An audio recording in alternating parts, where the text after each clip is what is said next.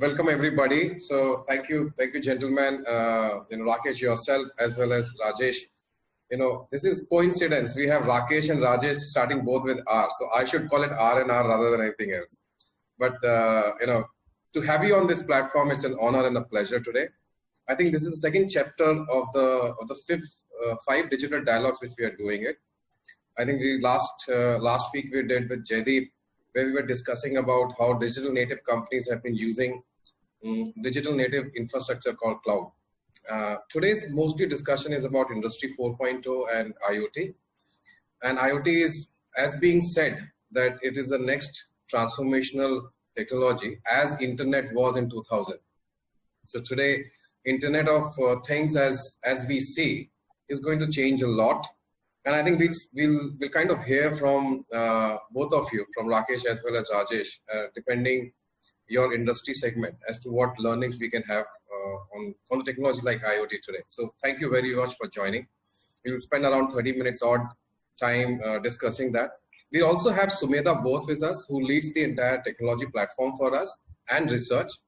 So research is my favorite subject. So a lot of data points and how, as generically a market is looking at an IoT, I think she is going to throw some insight for that. Thanks for joining, Sumedha, today with us. Lastly, I would like to welcome people who have joined us as delegates. So thank you for taking our time out and being with us today. I just hope you'll enjoy the discussion today as well. We do, keep engaging with us across the board. There's an element of where you can actually send some questions and we can send it to the speakers later on for you to get answers on it.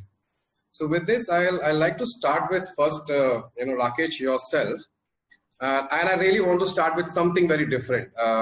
Frankly, your experience is such vast and diversified, and specifically while working with Indian Navy, I know that you have designed nuclear arsenal, aspects in submarines and so and so. So I know it's confidential. I don't want you to share all of that information, but that's the very, very complex activity as I understand. And I think you are one of the people who have done complex activity to a simplification. I think what are those learnings which you can bring it to our audience today while your journey in the Navy was? I'll come to the current context later, but that historical context is of extreme importance to us. Okay, thank you, Mr. Shalil, and indeed an honor to be on this platform with you. Thanks for the invite to be on the panel. Yes, I put in approximately 40 years in the naval operations and naval warship construction domains and the submarine construction domains. 30 years in the Navy and 10 years at the Mazagon Dock shipbuilders. I was associated with the Advanced Technology Vehicle program while I was in the Indian Navy, which was associated with the construction of the complex submarine that we have, the strategic submarine. And I was associated with the reliability working of the entire design. We know that complex platforms, when we build, you need to know what is the platform level reliability for the given mission times. The classical formula for the reliability, as we all know, R equals E to the power minus lambda T, where is the inverse of mean time between failure, and T is the mission period. It all begins from there. You make the reliability tree and work upwards, and you forecast that this is the reliability. Build in whatever redundancies in the systems are required so that you don't have any failures at any given point in time for the given mission duration. You put in auto or manual interfaces when required, and that also adds to the reliability of the system. So these are very complex, and one of the most complex machines as such, submarine design and submarine construction itself as a technology is one of the most complex known to mankind, at par if not higher than even spaceships. And when you put in the nuclear aspect into it, then it becomes hugely complex. And the reliability aspect of such platforms is extremely critical, not just for us, but for the universe as a whole. And thus, such reliability values are very, very critical. And we had to forecast, we had to work, come around and work out to certain numbers which were required at that point in time. So it was a huge challenging task, and a lot of changes are involved in the systems. And I think that is an area that we all need to look at. Whichever equipment that one is designing, reliability is a very important aspect at the design stage. Without taking any much more time on this, I would say that it is important that we design and build for reliability. And that's what we do when we build such complex platforms, so that they are failure proof. And that is how the journey began. Yes. No, thanks, Rakesh. I think it's the most important word today across the globe called resiliency and reliability. Okay, I think today you read any article, any newspaper, any industry, you hear industry leader. Most of them are talking about how do I build the reliability and resiliency. And the reason is because last 5 months we have spent to understand how important this word is, right? And I think forces are some of the places where we could learn. I never knew this formula beforehand. Now I knew this formula of reliability, frankly speaking. I never knew it could be that complex as to create the redundancy across the board. But I will continue this discussion. I will come back to you, Mr. Rakesh. I think, I will continue. Rajesh, as you have heard from Rakesh, as how reliability and resiliency is so important. And as your, ex-CIO and as well as now the HR head in the most prestigious organization, Maruti Suzuki, you would have also dealt with the disruption, right? I mean, the last 5 months have been, the whole value chain has been disrupted. Suddenly there was a lockdown, there was production stoppage. Now we are looking at unlocking happening, and suddenly the production is peaking now, as we were discussing earlier. So can you share some of this experience? How, as you on the hot seat, because you would need to manage everything, right? Working from home to working from factory to working from anywhere. It's not only collaboration tools. You need to have production belts to be managed, shop floor to be managed, labor to be managed, and at the same time, keep them safe, healthy as well. So share your experience, Rajesh. Yeah, okay. Thanks for the opportunity, and thanks for giving me to be part of the whole discussion. No, okay. See, as you said, we had sudden, and that's the peculiar about this pandemic has been, it was a sudden stoppage in March end, and everything stopped. And one thing very clear, office people has to work. So the first task came to IT was really how to make people work from home and work from anywhere. And we could really take from 10% people working from anywhere to 80% within a week to do that. So we had to scale up everything around, and dropping laptop to people's house and so on and so forth was a one big task to do that. Sure. Once we just established that people are able to work, and then slowly lockdown 1, lockdown 2, and relaxation started coming in sometime in middle of May, then whole work started on how to really bring the thing back to the normal. And in our industry, when you do a sudden lockdown like this, and we handle a lot of chemicals and a lot of equipment which is very, very dangerous to really work on. So you have to very carefully start establishing your manufacturing again and make sure that we come to the normal. So slowly with the limited manpower available, we could really bring the life to normal. Slowly one shift working, one plant working, to 2 plant, to multiple shifts and all. And then slowly we have reached the level of there. Today now we are able to manufacture all the plants and all the lines today to work on. In order to do that, I think a lot of work was need to be done.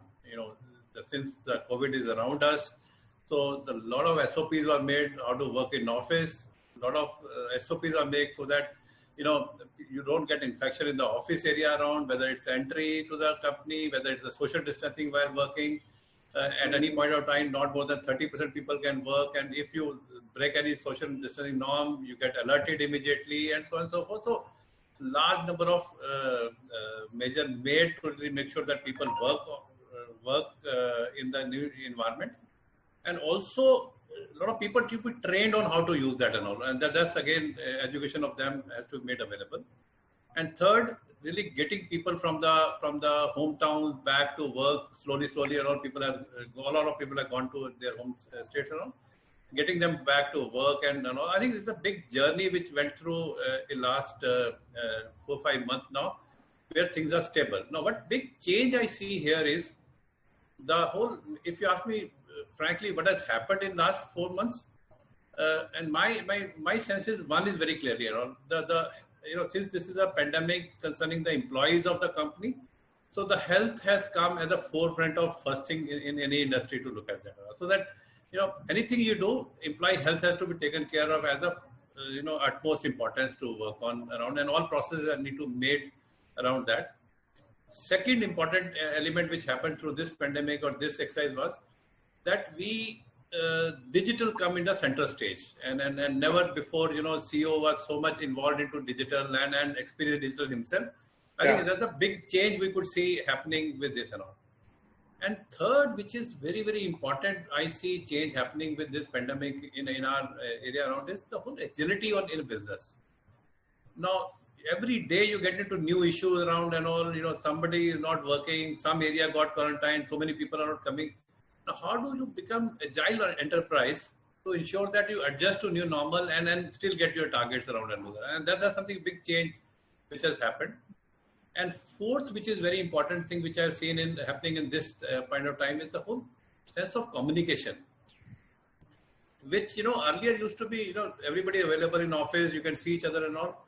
I think communication with your employees and with your stakeholders has taken a very new meaning today, which was not there, which are there but with a different format there. And today that has taken another center stage of the whole working. I think that's a big change I see happening with this kind of coming in and all. So the employee safety, digital, agility in business, and communication. I think there are 4 broad parameters which my big learning into this 6 months. And you, in the between, you said something very important, where suddenly the CEO has geared up and kind of awakened from insightful discussion, which is about digital, right? And I could see in the industry, the manufacturers especially have got geared up something to a concept called Industry 4.0. So Industry 4.0 was not that it was not existing, it was existing. There was, people who were attempting, experimenting, POC, pilots, everything. But I personally feel that after the pandemic and now we are in the unlock mode, business leaders have suddenly realized that Industry 4.0 is as real as we can talk about and think about. And within the Industry 4.0, I think IoT is sitting at the center stage of it, right? Yeah. So has your strategy changed, looking forward as your new blueprint emerges? Okay, see, as far as Industry 4.0 is concerned or IoT concerned, these are not a system which is like ERP, you buy and install and you're over it. No. I think these are something with the journey you have to perform in an organization to ensure that you just get deeper into this area around and keep on working on. So all large manufacturers are into those journeys which are already running at that point of time. Now, during the pandemic and after change, I think realization that, and one very clearly, which I said earlier, the employee health has become important. So the new wave of contactless working is something new which is coming in, and then which is adding to the dimension of human importance of making it automated without human to a new dimension which was little less at earlier stage of plan to happen there. And especially in India, which is labor oriented country, right? We never thought about No. So since the health is becoming major challenge. So the all processes where people are involved, how can you automate to really make sure that he's safe? Whether it's a simple process of entry to the plant, can you change it from a typical method to a face recognition and you get in, enter there and all, so that get the data real time and do that and all. Or it could be monitoring various machines in the plant from a central location to ensure that you go to machine only to if somewhere if the alert is coming in to improve your efficiencies around. Or, so there are many examples where the automation without person is the new dimension coming in, which could easily be done by a IT process. I think I see a lot of increase in pace of adopting of that in the industry is something which is happening there. Oh, excellent. So just one simple question. in your perspective, you would probably feel around 60% already automated, next 40 needs to be taken as a journey, or that percentage is little higher or lower? What's your view? I think it's from a different plant, depending on the age of the plants. I think it's a different adoption from that standpoint. Okay. But depending on a plant, it could be anything between, maybe 60 to 70 kind of thing, onto the adoption side. Oh, okay. So we still need to travel almost, 40 to 30% of journey more to completely independent and automated across the world. So it's all depend upon the, age of the plant and which plant you're talking about and all, because, you have a large variety of plants available. Something which is very modern, which can be done almost 100% from the beginning. Okay. Somewhere which is old, which is not really doable from that point of view. So it all depends upon the legacy of the industry. So it also raises a very important question around HR part of it. But I'll come back to you on that question. You also handle HR portfolio, and Yes, IoT is somewhere believe that I will replace humans at some point of time. But it's, whether true or false, we'll hear it from you. Sumedha, you have been doing research largely, and I know you have done research for 1,000 enterprises in the month of Feb and March. And you've also done the analysis of pre-COVID and post-COVID scenarios, right? Do you see IoT is changing the flavor while IoT was treated differently before pre-COVID, and now it is the behaviors of the customers are very different? What do you see? First of all, thanks, Shalil, and I'm honored to be here, with stalwarts like Rakesh sir and Rajesh sir. And absolutely, Shalil, from our research, we have noticed that IoT has a big play. Like Indian enterprises are, slated to spend almost 1.7 billion this year on IoT itself. Okay, and the flavor has changed from pre-COVID to post-COVID dramatically, because now the first thing that enterprises are focusing is business continuity. That is like the top of the mind, in today's date and time, where, like Rakesh already pointed out, the resiliency, how to drive it in the future. So, and some of the basic, use cases could be as simple as, vision-based, monitoring of employees, because ensuring employee security and safety, like Rajesh sir has already pointed out, is of prime importance. So something as, trivial as having embedded CCTV cameras to monitor the employees, or from the industrial to 4.0 perspective, manufacturing setups have huge, equipments, costly equipment sitting there. And we know that during the lockdown, labor was scarce, and that is what vanished from the, the manufacturing plants and everything. So who will be, operating these equipments, who will be monitoring them? So IoT plays a huge role here, where it can be used to, monitor these equipments, operate them, and in fact, improve the, optimal utilization of these equipments as well. So there is a productivity gain as well from the prior, scenarios. So IoT is, definitely here as a game changer. So good. Thanks, Sumedha, for highlighting this. I think if I could understand what you said is that earlier it was more market oriented, right? The cars were having sensors embedded into it and sold into the market, and customers could see, I can operate AC and I can start the car and vehicle and so on. So today they are more looking like Rajesh said, right? How do I automate the entire process without getting really hugely dependent on the labor side of the story? But just last one small bit, Sumedha. Do you see the spend on IoT is going to rise this year while we are facing such an economic issues across the board? Definitely.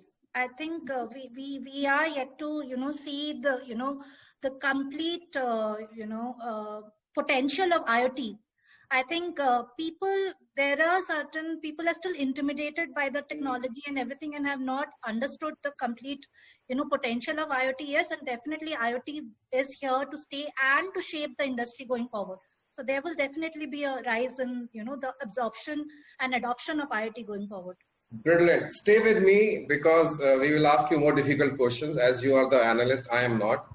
But I am now going back to Rakesh yourself. Rakesh, you shipbuilding and specifically for defense has been, I think, an ex-MD and chairman for MDL has been an experience for you. But I hear that the shipbuilding is also changing from a technology perspective. We are almost now looking at autonomous underwater vehicles using artificial intelligence. Integrated IOT and data platforms are available with us, and these are warships I'm talking, right? Now, this actually holds two things, two sides of the coin. One, autonomous drones or autonomous underwater vehicles and etc. is also posing a risk, because if somebody hacks it, they can actually be dangerous for us. At the same time, it is actually giving us the, I would say, scale using the technology in a very different form. So how real is Industry 4.0 in terms of such large manufacturing plants like shipbuilding, etc.? Okay. So I think the two aspects to your question. One aspect pertains to the shipyard, the functioning of the shipyard and the applicability of the Industry 4.0. And the second question pertains to the autonomous vehicles and what we produce and how these are going to be done in the future. So I think a very important aspect I'd like to bring it out here for the audience to know that, this Mazagon Dock shipbuilders, one of the oldest shipyards that we have, in fact, the oldest one in the country. And the second oldest ship afloat today, HMS Trincomalee, was built at the Bombay docks and launched from the naval dockyard Duncan docks in 1812, is still afloat, and it is the second oldest ship. Just to tell the audience that MDL is such an old shipyard, which a lot of people don't know. It was built in 1774. My God. So we've come a long way, and hence this shipyard has seen the first industrial revolution downward to the third, and now we are on the verge of the fourth industrial revolution. We started building the wooden ships, shifted to the steel-hulled ship in the second, shifted from riveted ships to welded ships after that, put in steam engines, and we've come a long way where now we are on the verge of the fourth industrial revolution. I think I'll begin with the first answer. I have been given the perspective of this shipyard and the shipbuilding in general. As I look at it, India, by and large, missed out on the third industrial revolution. We have not done very well in that area. Robotics came in on the assembly and production lines, robotic welding, robotic robots doing the assembly on the assembly lines. But the world went much beyond that and caused a displacement of the blue-collared workers. I mean, the social impact of the third industrial revolution was that it displaced the blue-collared workers. The automobile industries faced that. There were huge campaigns and all over the world that was not a very good thing, because thousands and lakhs of people were, driven out of work. Now the Industry 4.0 broadly, before I dwell onto the shipbuilding sector, is going to have an impact on the white collared as it had on the blue collared in the Industry 3.0. The white collared are going to get displaced as a consequence of. So you're going to get into lean manufacturing where the white collared people using the new technologies are going to be displaced. I think that is something on a very major aspect, the impact of the Industry 4.0 in any industry when we implement. We all have to understand that. And in a country like India, where unemployment, you cannot afford to have soaring unemployment. And the world is going through it while we discuss Europe, America on its shores. Industry 4.0 is being implemented across the board. The other day I heard Elon Musk saying that we must have 100% implementation in the FMCG and the white goods sector of fully automated plants. And he was sued by the various industry forums in America saying, no, that is not a good idea. Because again, they also face, it's got again the social and political impact of making fully automated plants. Coming to the shipbuilding sector, unlike repeatability and production and assembly lines that are available in many sectors, the white goods, the automobile plants, by and large, ships are custom made. These are very complex. The complexity level in the shipbuilding is very, very high. And therefore, to enhance the input of automation on the shipbuilding sector appears to be a little more challenging, but willy-nilly, I have no doubt that this is going to be coming into the shipbuilding sector also. It is a matter of time, and if we don't change, we will be forced to do that, because look at it, the production and productivity and optimization will be a challenge as we go by, and this pandemic is going to make it even more evident that Industry 4.0 comes into this sector also ASAP. The manufacturing sector has taken the biggest hit during this pandemic, where it was not possible to have contactless working, and it is high time that we all realize this. And this may not be the last of the pandemics that the world is going to see. We must learn and we must implement this across the board. The sooner that we do it, the better it would be. There is a school of thought that it is highly cost intensive, capital intensive, but then whether you want safety or you want the company to be running, or are you looking at saving money now and you want to shut down the plant in due course of time, and you want to have, this is a challenge which the managements have to take. And I feel that it is time that, having learned this, and if we don't learn a lesson out of this particular pandemic and implement such kind of technology. I agree with you, Rakesh. I think one of the things which you said about was that, first of all, shipbuilding is a custom approach and it's a very complex activity. And I can assume that if we can do some automation in shipbuilding, not some at large extent, then any other manufacturing plant can actually adopt that technology seriously. So, there is a handshake which is invisible between yourself and Rajesh Uppal there, where, it's going to be happening there. Second, India actually leapfrogged and never implemented 3.0, which is true, right? Industry 3.0 was largely the mature markets game. We were never, in fact, China did some work there in 3.0 and now it's really implementing 4.0 there. But we missed the boat there. We missed the boat. We solved the problem that way because we had the labor-intensive country today. So everything I heard from anybody, we had a problem through our labor. We have got so many people who could be employed and so. Second part, which is very important and debatable actually, is are we going to replace the humans and white collar versus blue collar? And today I'm little frightened. I have a blue collar right now, but I'm also white collar as well, right? Mm-hmm. So I'm trying to think differently. I will send you my resume, Rakesh ji. Some point of time, and when IoT is going to replace me. But I will continue the question with Rajesh yourself, and the same discussion, right? We have missed the 3.0. We are now going to 4.0 implementation. There is a lot of debate which is happening today, but larger ecosystem is also involved. If I look at your supply chain, there are thousands of parts and auto ancillaries would be providing it to you. Similarly for shipbuilding as well. Now this supply chain, everybody will not be going through a revolutionizing 4.0 industry and IoT implementation and sensors and so and so. Do we really need a full stack technology, an end-to-end technology which ecosystem has it and we have it? Or we can start a blueprint which says, okay, fine, let's do a, first two journeys, first two stages, and then mature ourselves to 3, 4, 5.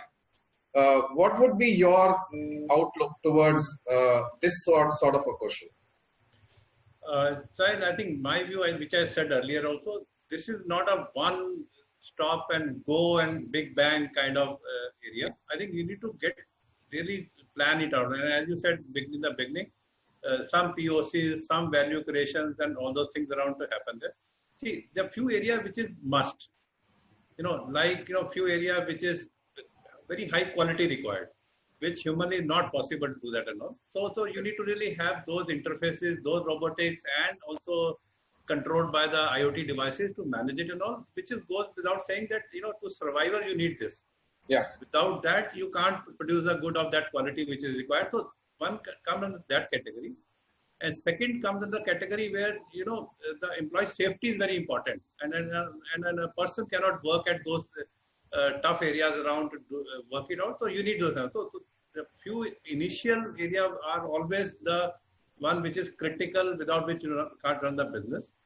But after that, it becomes how to create value out of this to there and all. And that's where, which Sumedha said, the whole monitoring part of the whole business around. If you can improve the efficiency of your whole shop floor by 2%, the ROIs are so fast to come out with and all. I think your ability to really crunch the data and create a business case of monitoring and doing that is an easy job done. So the way I approach this kind of issue is first start do POCs around, show that this is possible to do that and all. Yeah. And then create a bigger use case of doing it across the plant, and ensure that you show that value which you are demonstrated of improvement from the current level of efficiencies you have and all. I think that's how this stage journey are done, and you keep picking up more and more use cases and all, and extending that further horizontally across plants, across locations to ensure that you are doing it good factory. So sure. That's the approach which I said we need to. No, it's very nicely you actually you laid it down in a very layman terms how to approach it. I think I will come to the last part of the discussion is about the social impact of Industry 4.0. But before that, again, Sumedha, back to you. Usually IoT is more treated like an engineering mind. Okay, it's something called. It's not for me. It's for engineers. Where sensors are involved and data is captured and heat sensors versus climate. I myself is thinking that way. It seems to be a little complex activity. It seems to be more. Not pure technology and embedded technology activity, right? Would you guide us on some of the myths which are available in the market today and to be avoided by us? Absolutely, Shal. So like I said previously, when you asked me about the growth of IoT, there are many notions doing the rounds around IoT. Okay, so people, the first thing, like Rajesh sir correctly pointed out, that you can't go 100% on it. You will never be 100% ready for IoT. There is nothing called being 100% ready. You have to begin somewhere. And how do you begin is to understand your business well. And you understanding the pain points. What is critical for you? Like if quality is critical and you are able to get 2% improvement for a manufacturing setup, that could be yielding a lot. Okay, so understanding your business well and knowing where to begin, and then the journey goes on. Okay, the second part, I think very rightly said by you and Rakesh sir, that very debatable, that whether it's actually going to displace humans. The way we look at it is that it's just a matter of time, where if appropriate reskilling is done, then it will be people, managing the machines. It's just a matter of time, when all this IoT is being implemented and everything, people will be doing more meaningful job than doing the mundane and the repetitive ones. So it will take its time, it will take its toll, but yeah, in the long run, it's all about reskilling and training, and making them fit for the next level. These are the few notions. And the third thing is on the growth aspect, I think most importantly, the time is now. Enterprises should implement it now, because too much of planning, too much of thinking, I think it will just ruin it, because given the pandemic, and like Rakesh sir said, that this might not be the last pandemic that we are seeing. Yeah. There could be some other hitting us badly. We need to be prepared. And this is a wake up call for everyone, that now is the time that we have to get going with it. Enough of planning. And yeah, and I think the will which was missing is being created by the pandemic. The will is there now. There is always a silver lining in every aspect. And I agree with you completely. First of all, thank you very much for saving my job, Sumedha. So at least humans are not replaced. But but I think the last part, and it's a bigger discussion. I know technology has always got two sides of the story, and we have heard it, right from Revolution 1 to Revolution 4.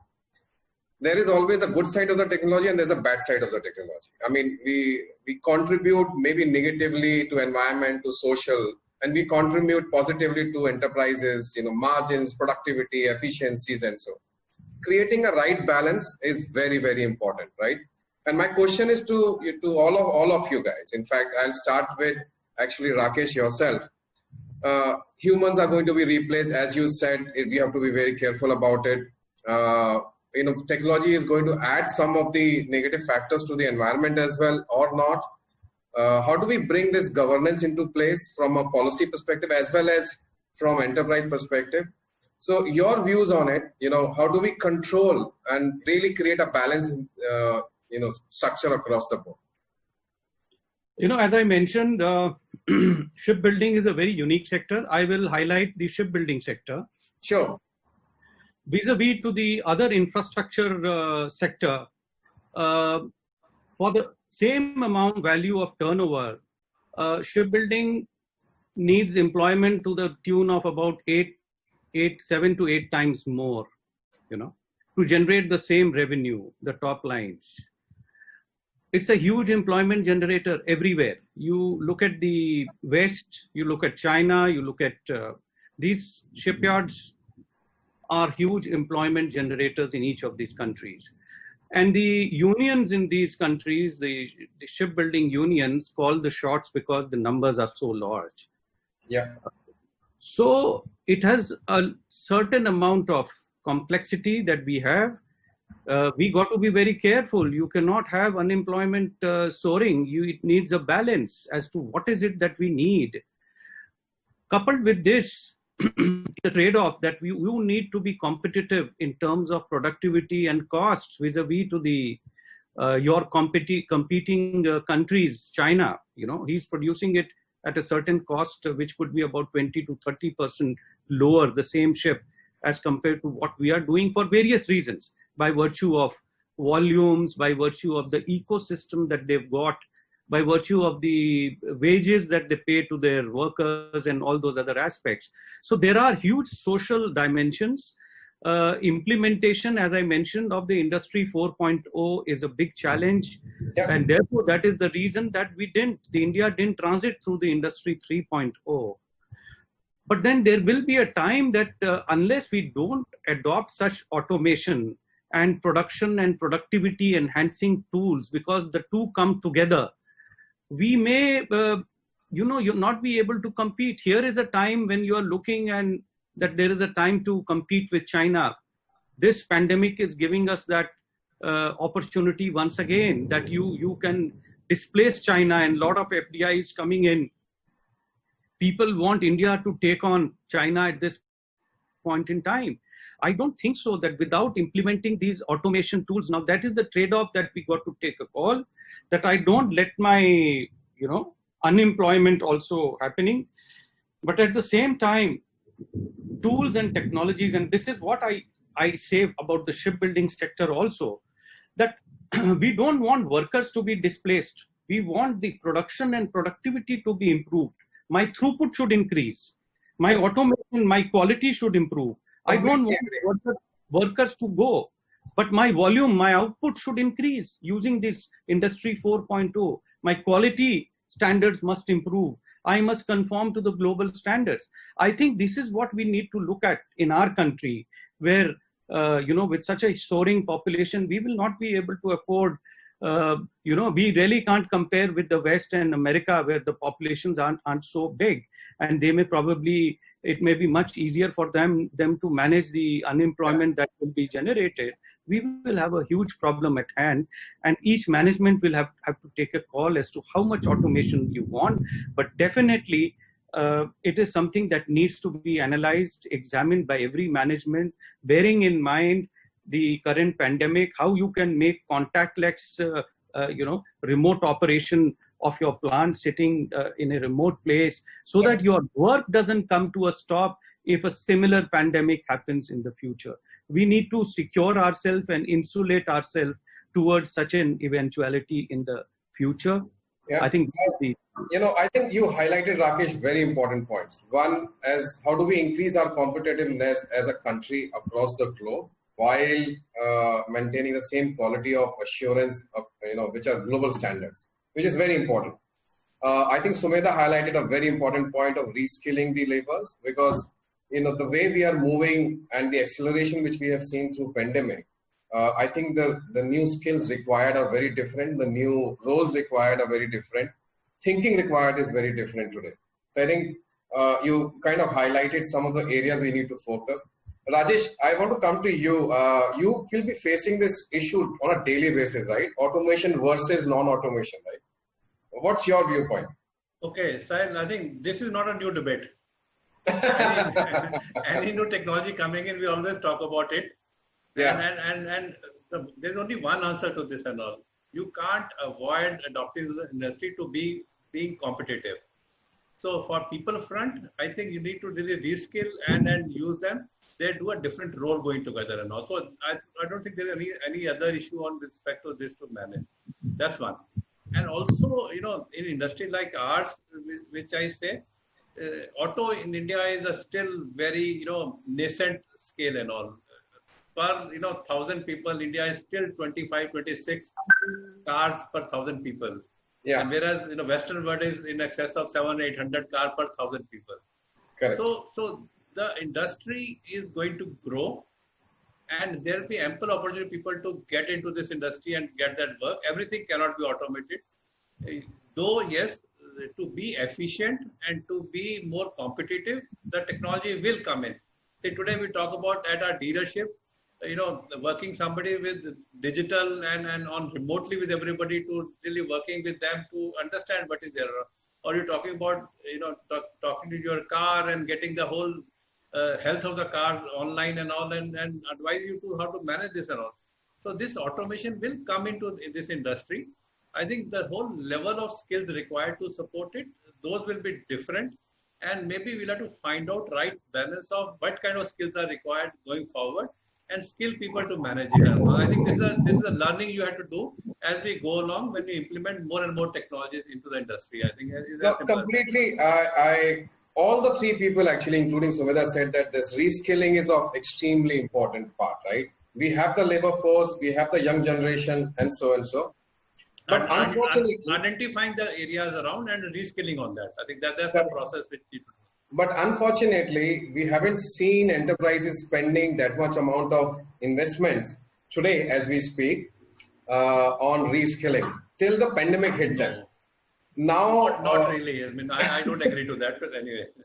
No, I'm talking in general. I know Maruti, has been investing hefty amount of money on that side.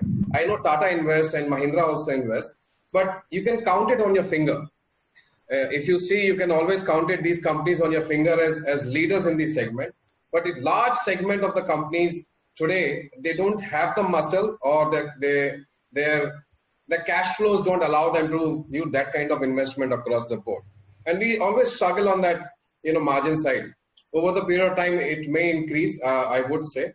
But that's the case I personally feel in the industry today. Where we have the intention, but we need to have investments going into that as well. I think this is the last part. We are over time. Let me tell you, we wanted to complete it in 30 minutes. We are already 14 minutes over time. Sumedha, I think it is very important to avoid few things, to ignore few things. There are myths in the industry which there, right? Very briefly, if you can tell us top 3 myths we should avoid. One thing for sure, Shalil, is that traditional companies are very, intimidated in adopting technologies. Okay, so whereas they feel that it's for the new age companies to implement this, and they do not have, they are sitting on legacy systems and everything, and hence they are not the right people to go ahead with this. I think that is a major roadblock and mental roadblock for that matter, which needs to be broken, because in the traditional companies, when you implement digital technologies, the marginal utility that you derive is way more than, a digital native company for that matter. Because, implementing technology and legacy systems with a handful of new additions of machines, you can reap, you can just take it to the next level. So I think that is one major roadblock which is withheld, enterprises from experimenting, from implementing these technologies. And like I said before, the time is now. We should not be, deliberating anymore. It is, it's the time to go ahead and implement and make use of these technologies. Yes. I agree. So thank you for sharing this. I think you hit the nail on one aspect, which is cultural and mindset aspect. And as you have seen between Rajesh and now Rakesh, both are talking the Industry 4.0, how important it is to be implemented across the board. And IoT plays a central role in doing all of that today. I think that's pretty much, I would call it as time off for us. But it was, I would call it the insightful discussion. We had points where we were debating with each other as well. There was conflicting views, but those views are supposed to come out in this discussion. We also learned from different industry within manufacturing. So one industry was a shipbuilding industry and another industry is, let's say, vehicle industry. Both of them have got a very different aspect of thinking, which was brought in today's discussion. Thank you for sharing those insights with us there. Your experience, your learning. I mean, it's always the case when the rubber hits the road, what happens, right? And I always remember there was an issue in the railways in UK. So they never knew how to handle the heat. And the railway lines used to, coincide with each other, while India was handling 48 degrees centigrade and the trains were running and we are the largest railways. So they wanted to learn from us. So I think it's time, as Sumedha says, that deliberation is over. Let's get it done as soon as possible. And we become the leader. One of the leaders is very important. So this is, I would take it as one of the positive side of the story as well. My job is safe for time being, at least. Thank you very much, all of you guys, as of current. But thanks and honor to be here with us today and sharing your insights with us. We will continue this journey of discussions, debating it out, bringing it out aspects which are very important for all of us, not only from an enterprise perspective, but socially as well. With this, I would really thank you, all of you, for taking time out and being with us on this platform. Thank you. Thank you. Thank you so much. Thank you, Rajesh. Thank you, Rakesh. And thank you, Sumedha. Thank you very much for sharing your insights. Thank you, sir. Thank The you. honor is mine. Thank you. Take care, guys. Bye.